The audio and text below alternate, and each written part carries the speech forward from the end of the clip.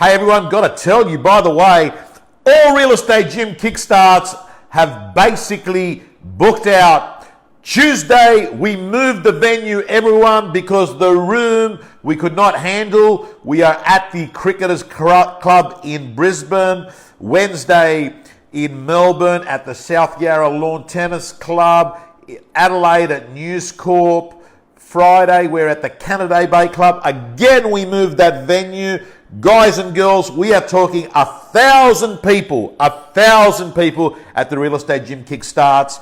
The only one that I believe has got any spots left is the one in South Australia on Saturday. And Michael, sorry, not Saturday. Saturday is not South Australia. Saturday is auction day. Thursday, South Australia. So what am I going to do? Michael's just inspired me. Let me give you three things that I picked up. From David Goggins. It was a fantastic interview. Excellent interview. And the guy gave back incredible feedback to the organizer. Basically said that he could have kept talking to me for hours. And the reason why is I know how to make people feel comfortable. Hey, but anyway, let me tell you three things that came out of that conversation, really, really useful. One thing that David Goggins said that I really liked is, hey, Angelo, and Angelo, my heart is with you. Angelo Goutsios is a fantastic real estate agent from Novak, and he is related. He is related. Brother-in-law is the gentleman that has had the undescribable pain, trauma. I mean, this is just a sad situation. Hey, David, it's his brother-in-law is the person that lost 3 of his own kids and one of his nephews or nieces, I believe. This is, you can't process this. You can't process this. Our hearts are with you, Angelo, and they're most importantly with the father, who, if you haven't watched it, you should watch his. Hey, Catherine. Hi, Syed. You should watch his press conference this morning. It's on Channel 7. On YouTube or on Facebook. I mean, 4 kids have been hit on the road by a drunk scumbag. I mean, I hope that this guy's got the ability to forgive, but it seems to me like it's a really hard thing to forgive when someone has taken 3 of your children away from you, and you have to actually thanks Steve Georgiakis. Mark Novak has taken out the first set, which is very useful to know, so hanging in here because the game's going to go long after this rant's finished. So I just, as David says, David Dwyer, you can't fathom it, the pain. I know the pain I go through with the loss of my brother. I can't imagine. I don't know. But anyway, like, the bottom line is that scumbag who was 3 times over the limit. A piece of shit. The pain.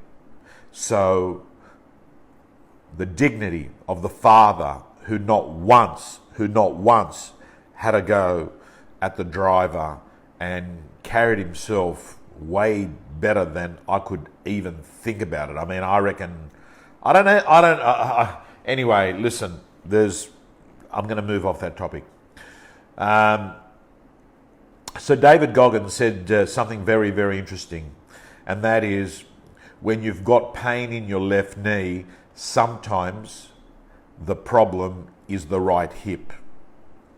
And I like that because it's a metaphor. And the metaphor is that a lot of the times you've got to get back down to the source of the problem. And I'll say that again. When you've got a problem with your left knee, often the issue is the right hip. And this is all about peeling the onion. This is all about going back to the source of the problem. And for David Goggins, the source was very easy. He had a father who, was a disco roller skate rink owner, bashed his wife, bashed David Goggins, bashed him to the point where often he wouldn't go to school because he had belt marks on his body, self-esteem issues, totally dysfunctional upbringing. A rotten human being was his father. Goggins' father was a rotten human being. And David Goggins struggled all his life, and he only was able to move forward. He was only able to move forward when he realized the problem was not the left knee, was the right hip. And that meant for him going back and visiting his father many years later, not to abuse him, not to hit him, but went over to understand him. And he went there to understand, why was this man like this? And what he was to discover as an adult, as he began to observe and investigate his father, he began to realize, hey Sophia, hey Jonathan, he began to realize that his father was pretty much a product of his parents' upbringing. So David Goggins' father's parents had treated him like shit.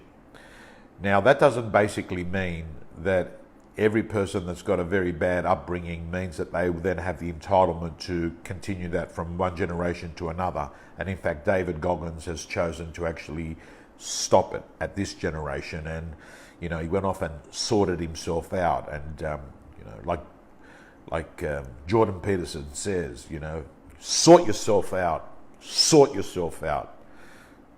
On the inside. And I can't help it, the amount of time that I'm having one-on-one coaching sessions where the problem is not the left knee, it's the right hip. The problem's not the listing presentation. The problem is the fact that someone might be heartbroken.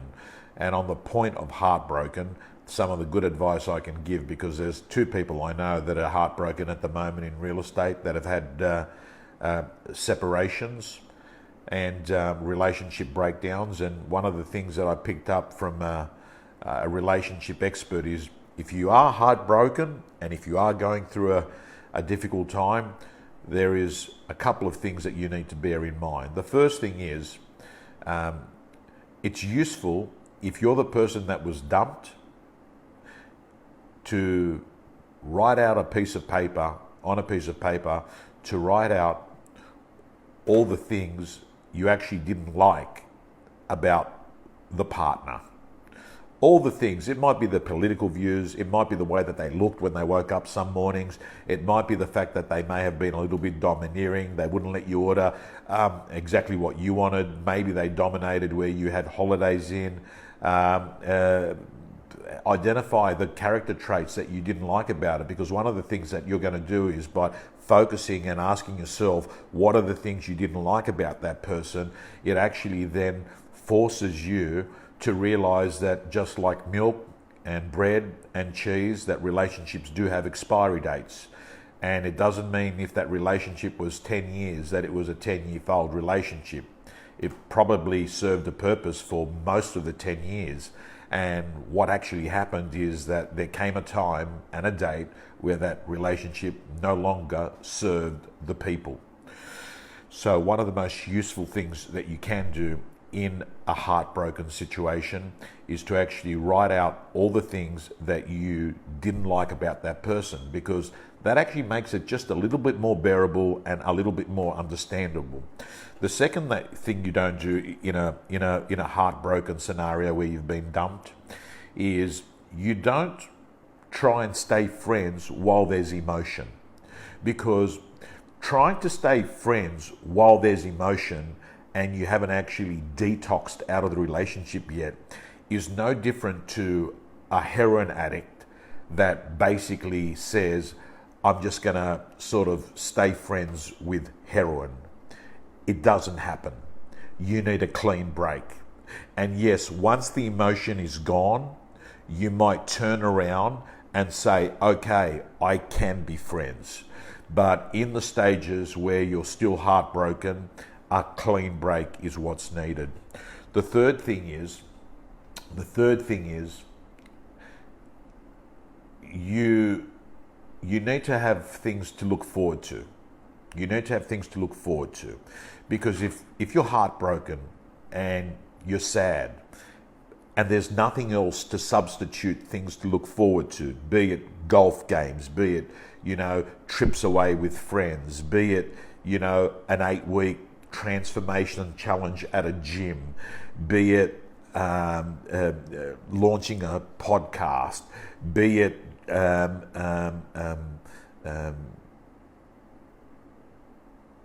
finding a hobby that you like doing, embarking on a fitness regime, whatever it is, you need to have things to look forward to. And I have to tell you, those things don't just happen. You need to create them. You need to be the architect of your life. This is one of the things that I'm going to be talking about in the real estate gym sessions myself. I'm going to run people through a template and a development program, which I've been studying some of the best people around the world that actually deliver these sorts of programs, and I've picked the best pieces, and I've pretty much been the subject and the scientist myself in this program. And I'll be delivering that with, of course, our key speakers around the country. So looking forward to having, Matty Pilios and Chris Gilmore and, I can't remember every name that we've got right now because I've been focusing on having a conversation to you about a couple of other things that are on my mind. But let me move on to the second topic. There's been some massive news. Guys and girls, in recent times. And the massive news is that the cancer that I was diagnosed with many years ago, which I'm pleased to let you know, I'm NED, no evidence of disease, and I've had a number of relapses, but I'm clear, 100% healthy, not a single cancer cell in my body. But it had a tendency to relapse, and it was always a very difficult cancer to get treated. But I did know in the last few months that they were very close to getting what is to be known as a potential cure. I knew that. My doctor was telling me that they were getting results coming in from clinical trials. There's a clinical trial happening at RPA, Lifehouse. There's a clinical trial, I believe, happening at Peter Mac. And it appears now that the words that weren't given to me in 2006 when I was diagnosed, which was an illness that is considered incurable, may now be in fact curable. And this was confirmed this week or last week on Tuesday by the health minister, Mr. Hunt. I forgot what his first name is.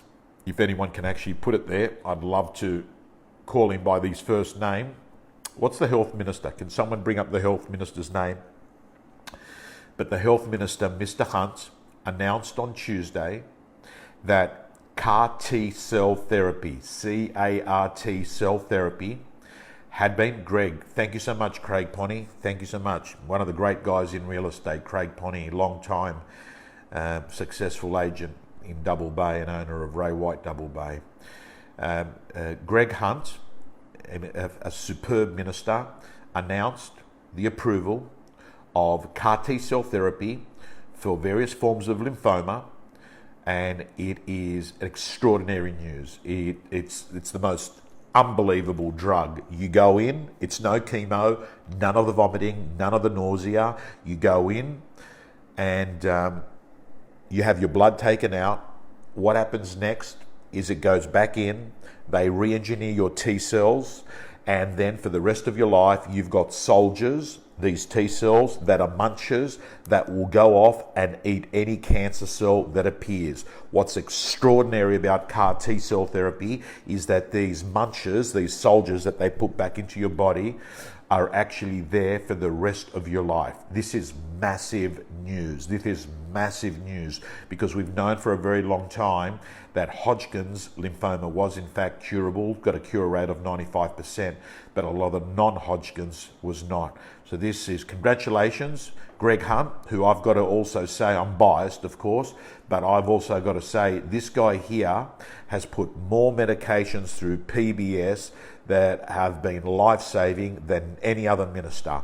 And already there are about 250 people who are about to die that are going to be given these treatments. And if you don't have the money for these treatments, they were retailing for $590,000. These treatments are going to be free. Now that's a good news story. That's a good news story. Well done, Greg Hunt. Everyone bags politicians. That's a good news story. Want to talk about that? Let me also, while we're talking about tennis, because we're going to go on to the tennis in a moment, you know, John McEnroe and Martina Navratilova.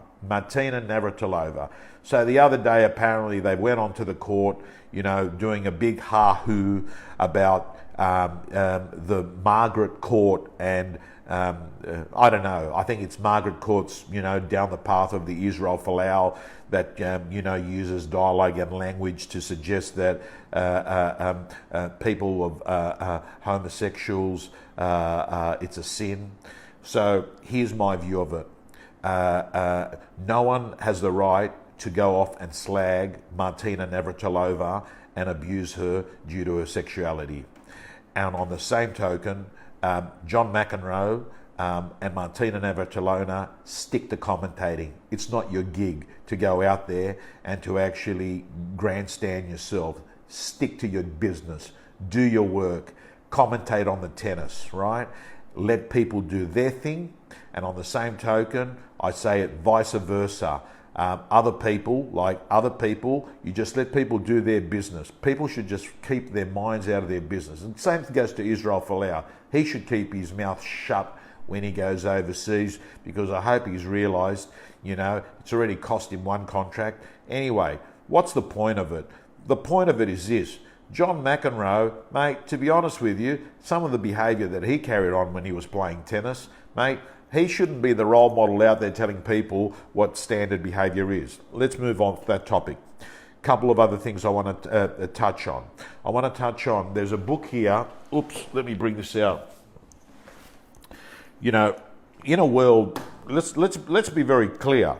And I don't put myself in that same category because at least I've gone off to, you know, study the research. If I'm going to be in the business of personal development and coaching and training and having people lend their mind to me, I've made sure that I've done my damn best to get academic qualifications, both at personal development level, but also at master's degree university level. And I take very serious the task and the role of actually helping people on issues to do with mindset, you know. And there's too many people that are failed business people going out there that are rebranding themselves as consultants, trainers, coaches. I mean, for God's sake, the amount of people out there telling other people how to run a business, they've never run one themselves. We see that all the time. See that in the real estate industry all over the place. We got people telling people how to do a perfect listing presentation. They've never been one themselves. So I've said it again and I'll say it one more time. Whenever you're getting any advice, before you actually listen to the advice, listen to who the advice is coming from. And I think that one of the problems is this, that a lot of people don't back themselves and they go off and they back someone that's got no bloody right to be actually giving any advice. But here's the point of it. This book here, which I'm reading, called Change Your Thinking by Dr. Sarah Edelman, Positive and Practical Ways to Overcome Stress, Negative Emotions and Self-Defeating Using CBT. CBT, let me get to the point straight away. CBT, cognitive behavioural therapy.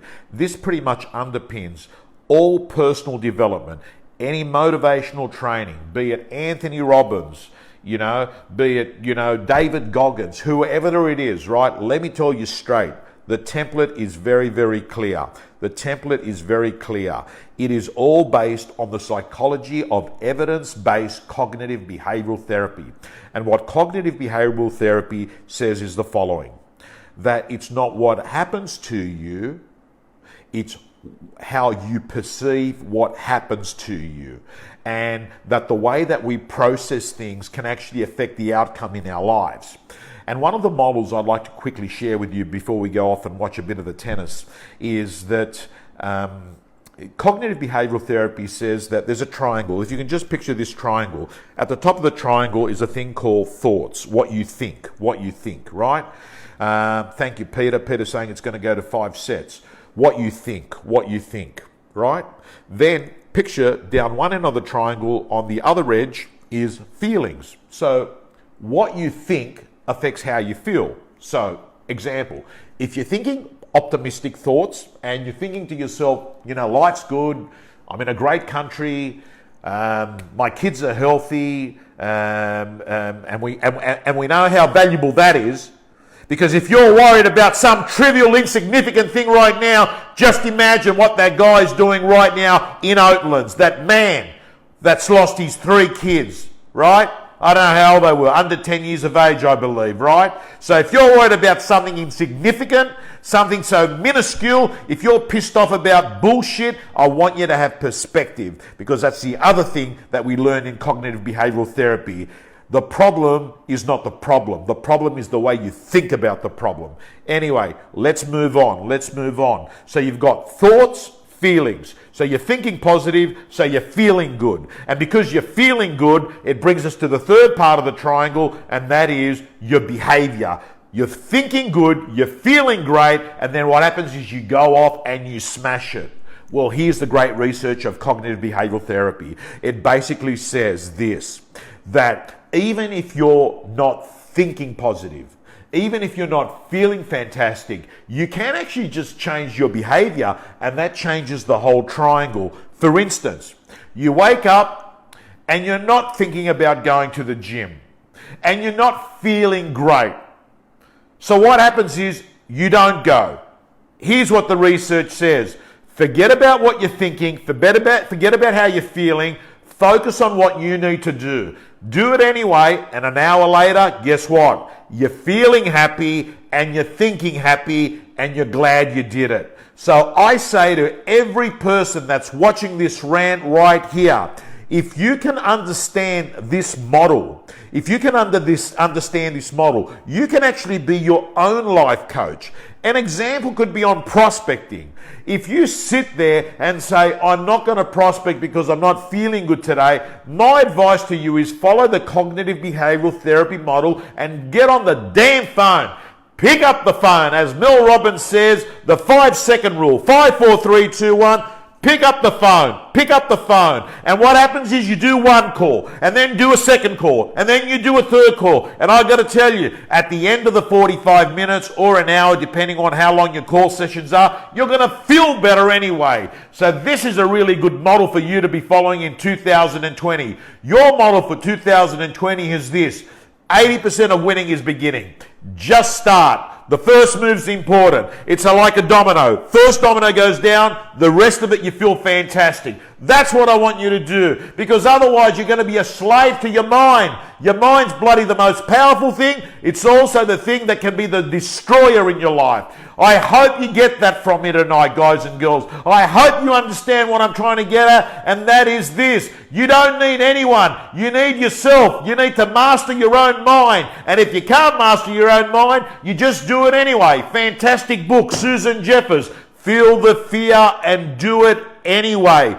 Feel the fear and do it anyway. Whatever it is, guys and girls, I don't know, whatever it is. If you're single right now, next opportunity you've got, go off there, speak to a stranger. I don't know what you're going to say to her. For God's sake, think of something. Hey, I want to let you know, I've made a decision. If there's an opportunity that I want to say something nice to someone that I'm highly attracted to, I'm not going to lose that opportunity. You might reject me, but I've got to say to you, you are absolutely stunning. And here's the deal. You might think I'm a weirdo, but I'm actually not. Here's my name. Here's my number. Hit me up on Facebook. Suss me out. You'll see I'm no maniac. Anyway, have a great day. That just came out of my fucking head. Who knows? You might get rejected 50, 60 times, which brings me to the next thing. The law of probability. And the law of probability basically says this. He who makes the most call wins. Never forget that. He who makes the most call wins. Guys and girls, you know, you got to be mentally tough. I will say that. And there's a very good book I've been reading by Amy Ronan called 13 Things Mentally Strong People Don't Do. Recommend that book. Anyway, Catherine, good to see you. Good to see everyone. Guys and girls, I am so pumped about this week. There is 8 conferences I'm speaking. Sydney, Melbourne, Brisbane, Adelaide. It is a big week, and I'm looking forward to seeing all my real estate gym members over the next few days. Bernard Desmond, congratulations. Front page on the Financial Review with his Tesla. Good to see you, brother, representing all mortgage brokers. Other things that I was going to say to you that's really important. Kickstarts, well, they're all sold out. Tomorrow, what have we got? I got 2 events tomorrow in Melbourne. Brisbane, Kickstart Tuesday. See you there. Wednesday, Kickstart in Melbourne. Thursday, Kickstart in Adelaide. Friday, Kickstart in Sydney. I've got another couple events in the afternoons for the large groups. I want to hope everyone has a fantastic week. And guys and girls, the final thing I'm going to share with you before I go here today is this. I want you to understand. There is no Prince Charming waiting at a railway station. There is no one that is going to come along and help you get what you want to get done. You need to help yourself. You are the problem. You are the solution. You screwed it up. You're going to fix it up. Understand that? Self-reliance. Most important thing I can tell you is that success is an inside job. Things get better when you get better. Sort yourself out.